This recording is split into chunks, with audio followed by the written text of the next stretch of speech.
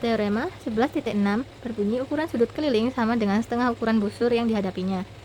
Teorema ini penting, ini yang akibatnya akan dibahas di kemudian, paling mudah dibuktikan 3 kasus. Diketahui lingkaran pi dengan sudut BAC, yaitu sudut keliling, lalu buktikan dengan besar sudut BAC sama dengan setengah besar busur BC. Ini kita ketahui gambarnya seperti ini. Lalu kita buktikan menggunakan pengandaian sudut keliling memuat diameter lingkaran. Ini diameter ya. Lalu yang kedua itu sudut BAP memuat garis AC diameter lingkaran P.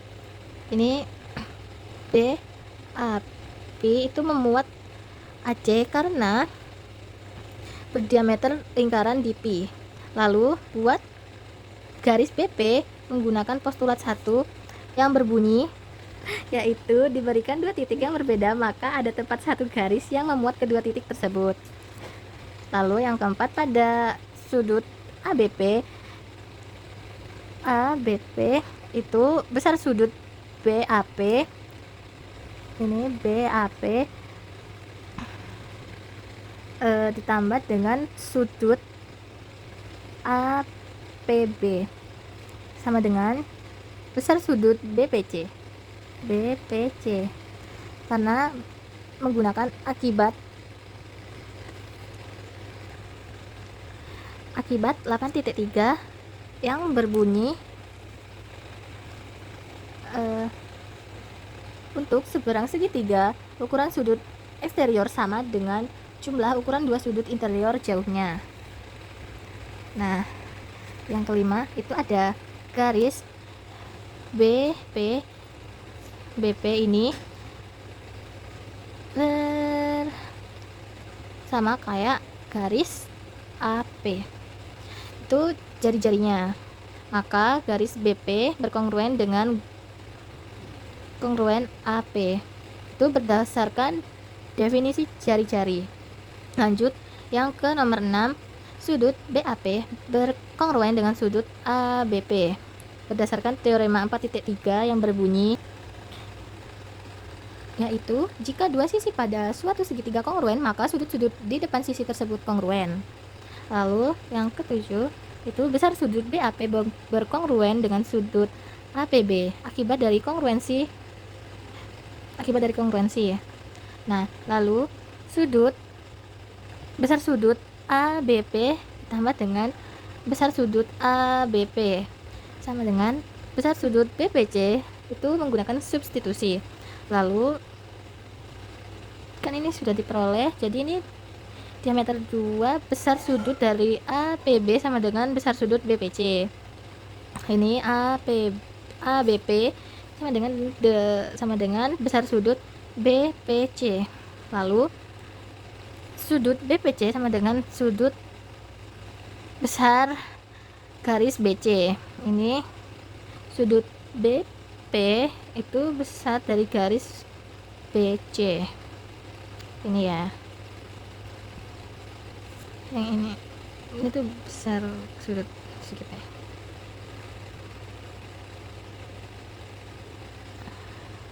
Itu berdasarkan definisi sudut pusat. Lalu 2 besar sudut ABP sama dengan besar busur BC. ABP itu besar sudut pada BC, sudut BC. Nah, itu saya juga menggunakan substitusi. Lalu yang 12 besar sudut ABP setengah dari besar busur BC. Lalu yang 3 besar sudut BAP sama dengan setengah besar busur BC menggunakan substitusi. Lalu langkah yang ke-14 itu besar sudut BAC sama dengan setengah besar garis BC. Itu berdasarkan akibat 2 yang berbunyi. Jadi jawaban dari teorema 11.6 itu terbukti. Kasus yang pertama dari teorema 11.6 itu berbunyi ukuran sudut keliling sama dengan setelah ukuran busur yang dihadapinya. Diketahui lingkaran Pi dengan B dan C sisi yang berlainan. Kita ketahui gambarnya seperti ini. Lalu buktikan dengan besar sudut BAC sama dengan setengah dari besar busur BDC. Nah, BAC itu sama dengan setengah dari B D, sini C ya teman-teman, C. Nah, lalu bukti yang pertama, buat diameter garis AD menurut postulat 1 yang berbunyi diberikan dua titik yang berbeda, maka ada tepat satu garis yang memuat kedua titik tersebut. Jadi buat diameter AD yang berada di sini. Lalu yang kedua, besar sudut ABC sama dengan besar sudut BAD. Terus dijumlah dengan besar sudut DAC. Itu dari penjelasan sudut. Yang ketiga, besar sudut BAD sama dengan setengah dari besar busur BD. BAD itu setengahnya dari sudut busur BD. Itu menurut kasus langkah yang pertama. Nah, lalu yang keempat, besar sudut DAC sama dengan setengah besar busur DC. Itu menurut kasus 1 juga. Yang kelima itu ada besar sudut BAC sama dengan setengah besar busur BD ditambah setengah besar busur DC. Nah, lalu besar sudut BAC sama dengan setengah dari kita peroleh tadi, kita masukkan saja besar busur BD ditambah besar busur DC menurut substitusi, memakai substitusi.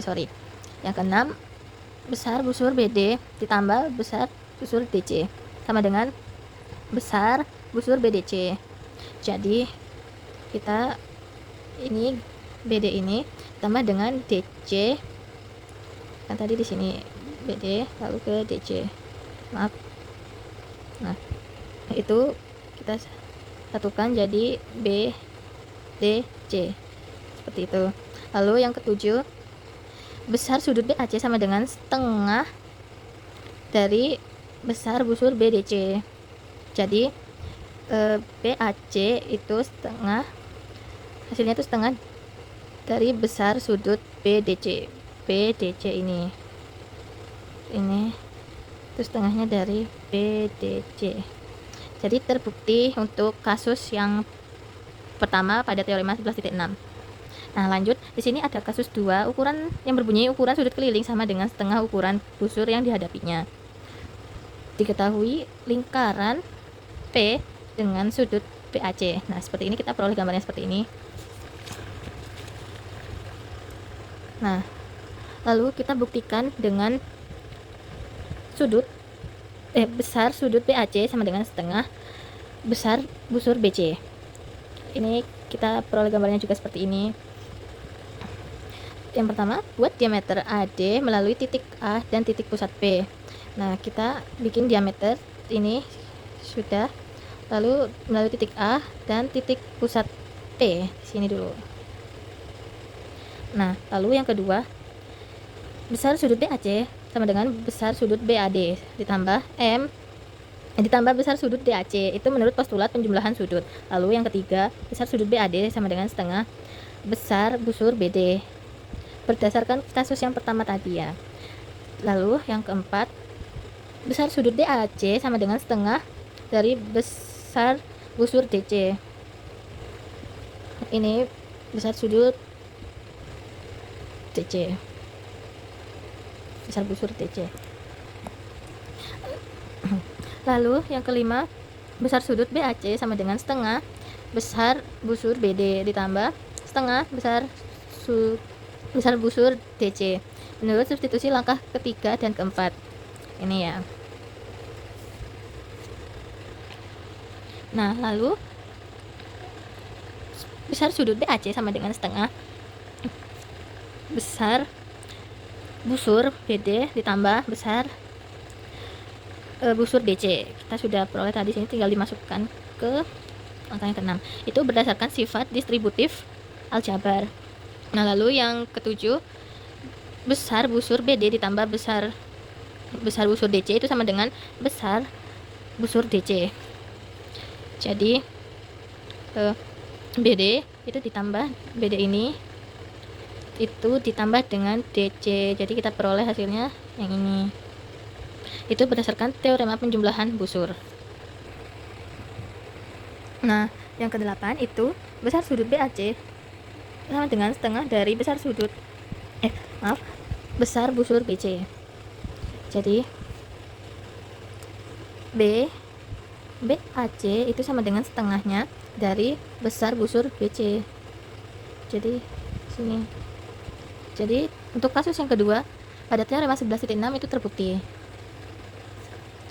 Nah, lanjut untuk kasus 3 yang berbunyi ukuran sudut keliling sama dengan setengah ukuran busur yang dihadapinya. Diketahui lingkaran P dengan sudut BAC. Ini gambarnya. Lalu buktikan dengan besar sudut BAC sama dengan setengah besar busur BC. Kita buktikan yang pertama, buat diameter garis AD melalui titik A dan titik pusat P. Kita bikin diameter dulu, lalu titik A ini dan kita temukan di titik pusat di sini. Lalu yang kedua, besar sudut BAD sama dengan besar sudut BAC ditambah besar sudut CAD. Besar sudut BAD ini itu sama dengan besar sudut BAC. Lalu CAD. Nah, seperti itu berdasarkan postulat penjumlahan sudut. Nah, lalu yang ketiga, besar sudut PAD sama dengan setengah besar busur BD, seperti berdasarkan kasus yang pertama tadi. Lalu yang keempat, besar sudut CAD sama dengan setengah besar busur CD, berdasarkan kasus yang pertama juga. Yang kelima, besar sudut PAC sama dengan setengah besar busur BD, dikurangin setengah besar busur CD, berdasarkan substitusi langkah ketiga dan keempat. Yang ke ini ya. Nah, lalu kan tadi sudah yang keenam, besar sudut PAC sama dengan setengah besar busur BD, itu dikurangi besar busur CD, berdasarkan sifat distributif aljabar.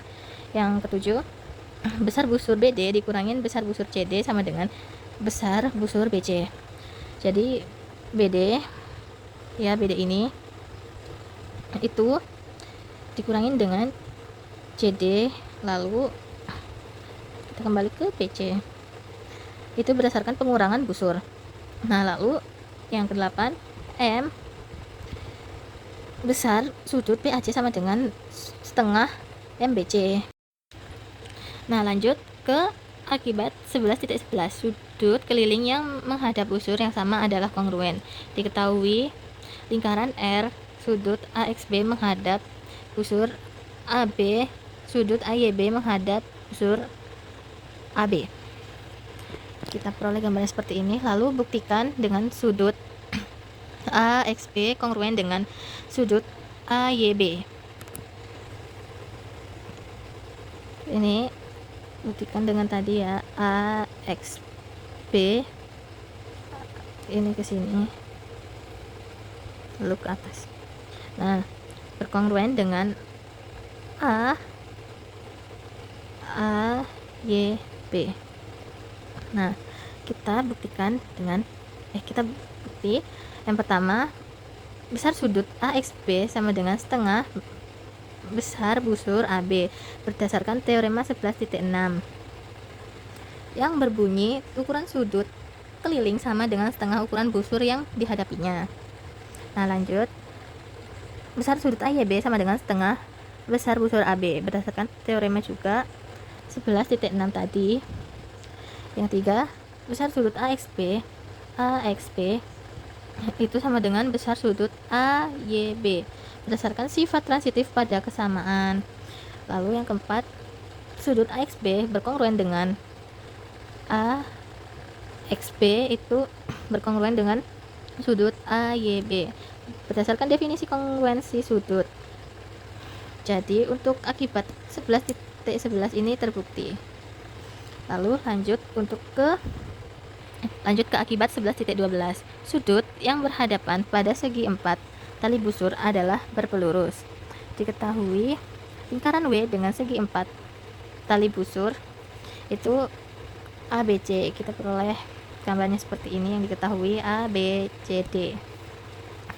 Buktikan dengan sudut ABC dan sudut CDA saling berpelurus. Bukti sudut ABC sama dengan setengah besar busur ADC.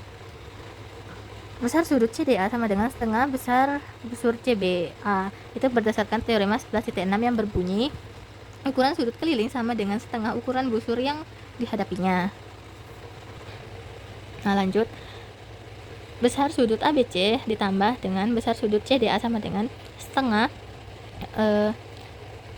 kita masukkan yang tadi, kita masukkan di langkah yang pertama tadi. Besar busur ADC ditambah dengan besar busur CBA. Nah, itu menggunakan sifat transitif. Lalu yang ketiga, karena busur ADC dan busur CBA membentuk lingkaran penuh.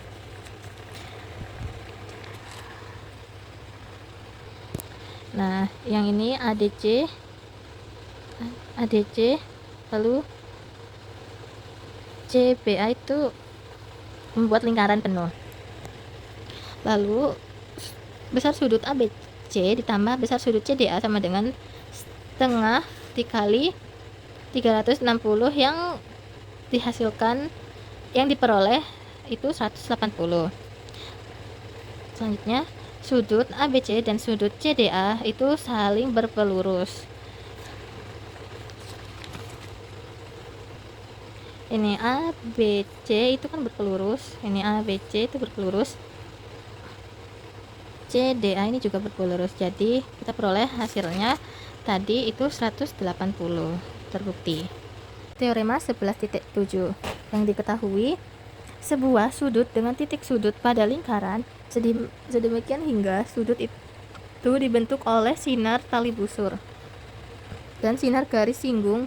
Ukuran sudutnya adalah setengah ukuran busur yang dihadapinya. Diketahui lingkaran O, sudut CAB, sudut yang dibentuk oleh sinar tali busur, garis AC dan sinar garis singgung garis AB. Ini AC, kita mempunyai garis singgung AB. Buktikan dengan besar sudut CAB sama dengan setengah besar busur AC. CAB itu sama dengan setengah dari AC. Bukti yang pertama, buat garis AO dan garis OC itu menurut postulat 1 yang berbunyi diberikan dua titik yang berbeda, maka ada tepat satu garis yang memuat kedua titik tersebut. Lah, lanjut. Besar sudut AOC itu sama dengan besar busur AC. Itu berdasarkan definisi ukuran sudut pusat. Lalu yang tiga, garis OA itu tegak lurus dengan garis AB berdasarkan teorema 11.1 yang berbunyi diketahui sebuah garis dan sebuah lingkaran pada bidang yang sama, misal P pusat lingkaran dan misalkan F kaki ruas garis dari P ke garis, maka hanya tepat satu di antara tiga pernyataan berikut yang berlaku. Lalu besar sudut OAB itu 90 derajat. OAB itu 90 derajat ya. Itu berdasarkan akibat kasus 3 yang tadi. Nah, lalu misal sudut OAC sama dengan X, maka sudut CAB sama dengan 90. Negatif X itu berdasarkan substitusi. Lalu yang keenam, garis OA dan garis OC itu jari-jari. Ini OA dan OC itu jari-jarinya.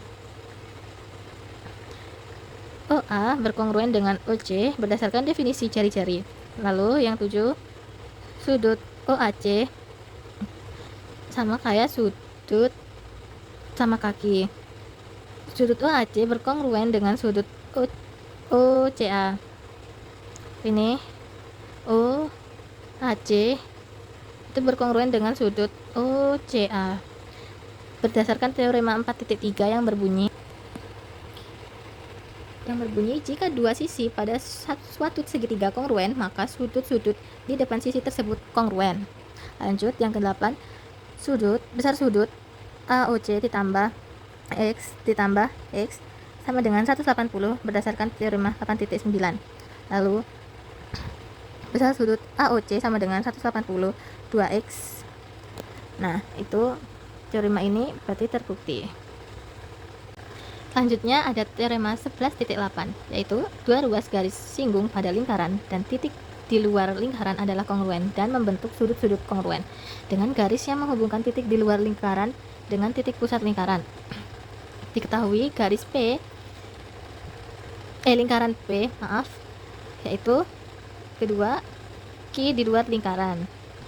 Yang ketiga, garis QR dan garis QS menyinggung lingkaran di R dan S. Buktikan dengan garis QR berkongruen dengan garis QS dan sudut RQP berkongruen dengan sudut SQP. Nah, kita peroleh gambarnya seperti ini. Lalu bukti yang pertama, buat garis PR ya, dan PS adalah jari-jari dari garis PR kongruen dengan PS. Nah, sudah dibuat. Lalu yang ketiga, garis PQ berkongruen dengan garis PQ juga. Itu berdasarkan sifat reflektif. Lalu yang keempat, garis PR tegak lurus dengan garis QR dan garis PS itu garis tegak lurus dengan garis QS. Itu berdasarkan teorema 11.1 tadi. Besar sudut PRQ sama dengan 90. Ini PRQ itu 90 ya.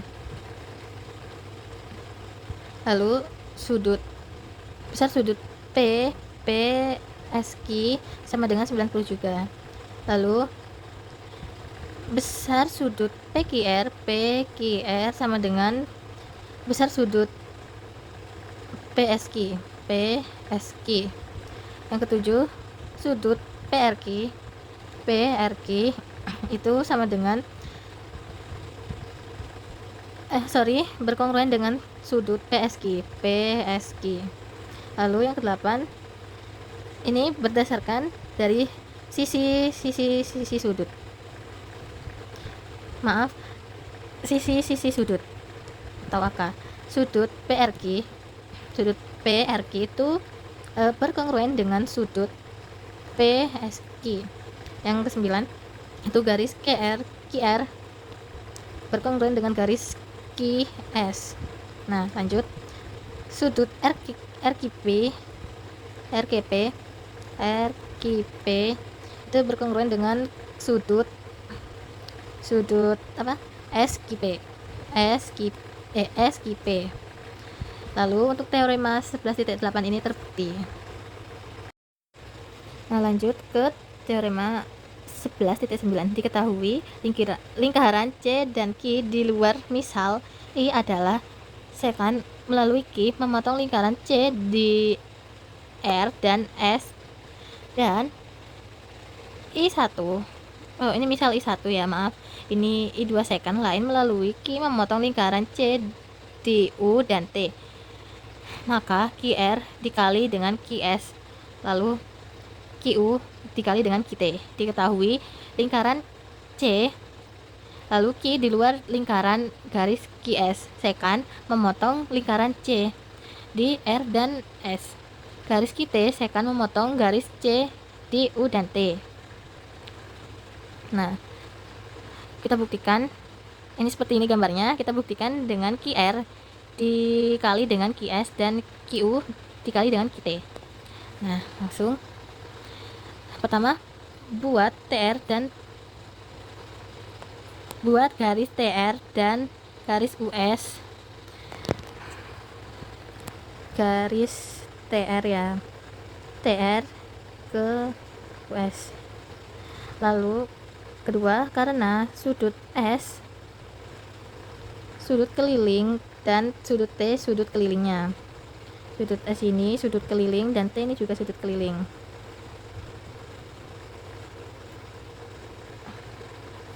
Sudut S dan sudut T menghadap RU, busur RU ini itu berhadapan dengan RU. Lalu sudut S kongruen dengan sudut T akibat dari 11.11 tadi. Lalu yang ketiga, sudut Q berkongruen dengan sudut Q. Q sendiri berkongruen dengan sudut Q, soalnya ini juga berhadapan. Berdasarkan sifat reflektif. Yang keempat, sudut SUQ kongruen dengan sudut TRQ. Yang kelima, QS dibanding dengan QT sama dengan QU dibanding dengan QR. Lalu US dibanding dengan RT. Yang keenam, QS dibanding dengan UT, QU dibanding dengan QR. QR dibanding dengan QU. Nah, lalu itu untuk hasilnya yang tadi ya. Nah, lalu QR dikali dengan QS, QR dikali dengan QS ini. Lalu untuk yang hasilnya QU dikali dengan QT, QU dikali dengan QT. Maka teorema untuk 11.9 terbukti.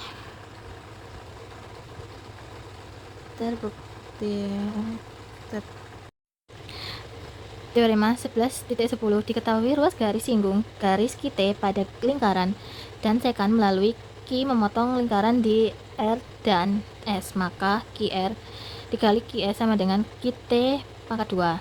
Diketahui ruas garis QT dan garis QS memotong lingkaran di RS.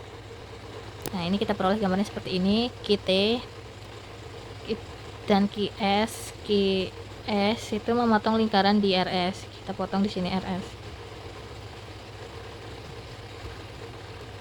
Lalu buktikan dengan QS dikali dengan QS sama dengan QT pangkat 2. Bukti yang pertama, buat RT dan ST. Ini RT di titik potong ya, dan ST titik potong. Lalu sudut S, sudut ke 1, besar sudut S setengah dari besar busur RT. Diketahui dari teorema 11.6 yang berbunyi ukuran sudut keliling sama dengan setengah ukuran busur yang dihadapinya. Lalu yang ketiga, sudut RTQ sudut dibuat dan tali busur dan ruas garis. Besar sudut RTQ sama dengan setengah besar busur RT berdasarkan teorema 11.7 yang berbunyi, diketahui sebuah sudut dengan titik sudut pada lingkaran sedemikian hingga sudut itu dibentuk oleh sinar tali busur dan sinar garis singgung. Ukuran sudutnya adalah setengah ukuran busur yang dihadapinya. Nah, ini kan tali busur dan ruas garis. Jadi RTQ itu setengah dari besar busur RT, itu berdasarkan dari teorema 11.7. Yang keempat, besar sudut S dan besar sudut RTQ. Yang kelima, sudut Q berkongruen dengan sudut Q itu berdasarkan sifat reflektif ya. Ini soalnya dia bersifat reflektif. Lalu yang ketujuh itu berdasarkan akibat 10.1, jadi sudut STQ itu berkongruen dengan sudut TRQ. Yang kedelapan, QT sebanding dengan QS. Jadi QT ini sebanding dengan QR kan. Lalu untuk hasilnya itu QS itu sebanding dengan QT. Lalu untuk TS itu sebanding dengan RT. Lalu yang kesembilan, QT itu sebanding dengan QR sama dengan QS sebanding dengan QT. Jadi untuk QT pangkat 2 kita peroleh hasilnya QS itu dikali dengan QR. Jadi untuk teorema 11.10 itu terbukti.